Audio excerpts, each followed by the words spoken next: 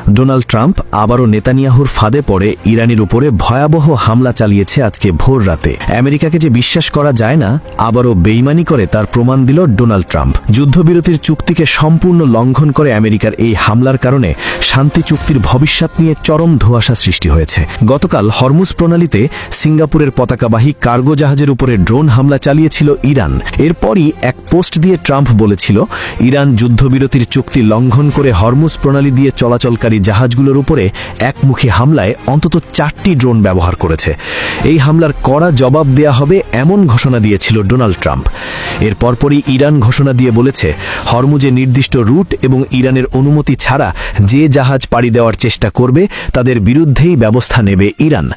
এছাড়াও ইরান এবং ওমান মিলে আগামী 1 বছরে হরমুজ প্রণালী থেকে $40 বিলিয়ন টোল তুলবে এমন এক ঘোষণা দিয়েছে।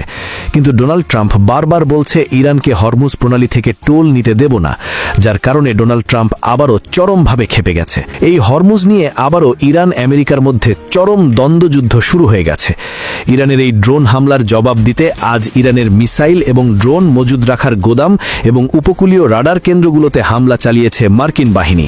মার্কিন সেন্ট্রাল কমান্ড সেনকম তারা বলছে, ইরানের ক্ষেপণাস্ত্র এবং ড্রোন সংরক্ষণাগার পাশাপাশি উপকূলীয় রাডার স্থাপনাগুলোতে নির্ভুল হামলা চালানো হয়েছে।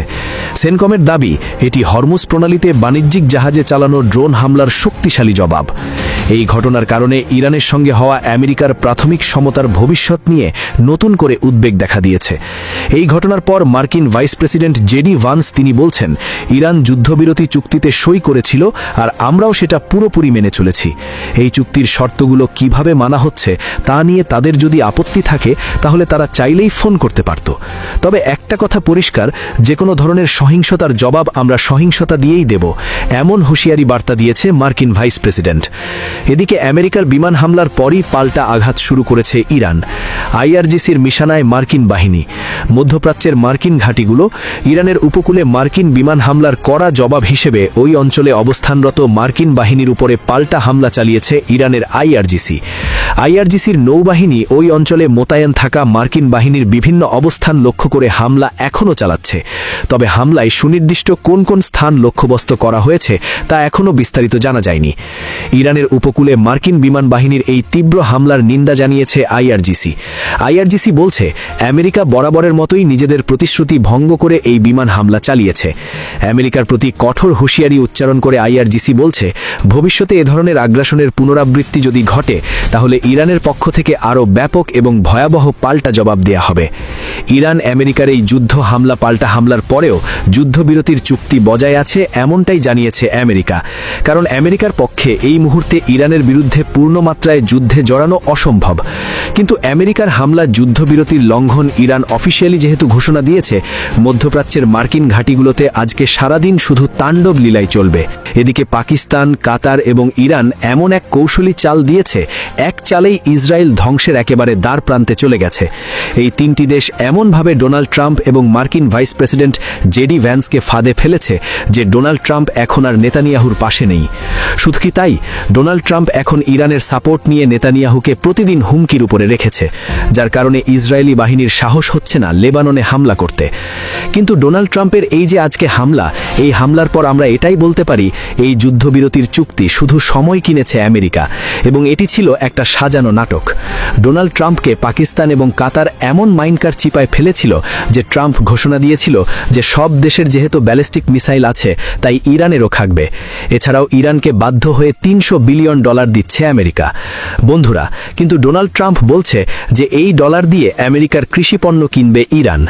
ট্রাম্পের এই বক্তব্য দেওয়ার পরপরই ইরানের স্পিকার বাঘের গালিবাফ তিনি বলছেন, আমেরিকার কাছ থেকে কোনো ধরনের কৃষিপণ্য কিনবে না ইরান।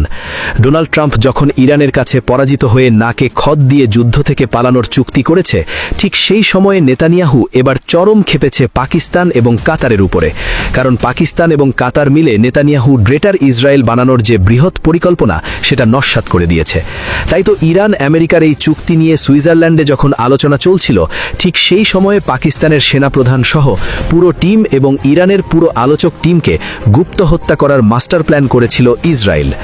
পাকিস্তান সরাসরি ইসরায়েলকে হুমকি দিয়ে বলেছিল, যদি ইরান এবং পাকিস্তানের আলোচক টিমকে কোনো ধরনের আঘাত করা হয় তাহলে ইসরায়েলকে পৃথিবীর মানচিত্র থেকে সম্পূর্ণ মুছে দেওয়া হবে। অর্থাৎ ইসরায়েলকে সরাসরি পারমাণবিক হামলার হুমকি দিয়েছিল পাকিস্তান। বন্ধুরা, এদিকে ডোনাল্ড ট্রাম্প এবং ইরানের এত হুমকির পরেও আজকে নেতানিয়াহু এবং তার প্রতিরক্ষা মন্ত্রী, ইসরায়েলের সেনাপ্রধান, তারা সবাই বলছে লেবাননে দখল করা কোনো এলাকার দখল ইসরায়েলি সেনাবাহিনী ছাড়বে না। যতই আমেরিকার পক্ষ থেকে চাপ আসুক না কেন, লেবানন থেকে সেনা প্রত্যাহার করবে না ইসরায়েল। এই খবর শোনার পর লেবাননের হিজবুল্লাহর প্রধান বলছে কোনো শর্ত ছাড়া ইসরায়েলকে লেবানন ছাড়তেই হবে, আর তা না হলে যে কোনো মুহূর্তে ইসরায়েলি বাহিনীর উপরে আবারও ভয়াবহ অ্যাটাক শুরু হবে। এদিকে ডোনাল্ড ট্রাম্প বলেছে তুরস্ক, রাশিয়া এবং চীন সরাসরি ইরানের পক্ষে যুদ্ধে নামতে গিয়েছিল, কিন্তু আমার আহ্বানে কেউ যুদ্ধে নামেনি। কিন্তু বন্ধুরা, ভেতরের খবর হচ্ছে ডোনাল্ড ট্রাম্প তুরস্ক, রাশিয়া এবং চীনের প্রচণ্ড চাপের কারণেই শেষ পর্যন্ত ইসরায়েলকে ডাস্টবিনে ছুঁড়ে ফেলে দিয়ে ইরানের কাছে পরাজয়ের চুক্তিতে স্বাক্ষর করেছে। বন্ধুরা, এদিকে তুরস্ক এবং ইরান মিলে এমন এক সামরিক জোট গঠন করতে যাচ্ছে যে জোটটির কাজ হবে ইসরায়েলকে মাটির সাথে মিশিয়ে দেওয়া। মুসলিম বিশ্বের 57টি দেশ মিলে ন্যাটো স্টাইলে একটা সামরিক জোট গঠন করতে যাচ্ছে ইরান এবং তুরস্ক। এই মুসলিম সামরিক জোটটি গঠন হয়ে গেলে পুরো মধ্যপ্রাচ্য ছেড়ে তল্পি তল্পায় পালাতে হবে আমেরিকাকে। বন্ধুরা, এদিকে ইরান শুধু একভাবে না, ইরান অনেক রকমভাবে খেলছে ইসরায়েল এবং আমেরিকাকে নিয়ে। পাকিস্তান আর কাতারকে সামনে রেখে ইসরায়েলের বিরুদ্ধে খেলছে তুরস্ক। তো এখন পৃথিবী একটা নতুন সুপার পাওয়ারকে দেখতে যাচ্ছে। মুসলিম বিশ্বের সামনে এখন একটাই টার্গেট, তা হলো আগামীতে ইসরায়েলের হাত থেকে মুসলিম বিশ্বকে রক্ষা করতে হলে সবাইকে ঐক্যবদ্ধ হতে হবে। আমেরিকার পতন এই মধ্যপ্রাচ্যে অনিবার্য হয়ে গেছে।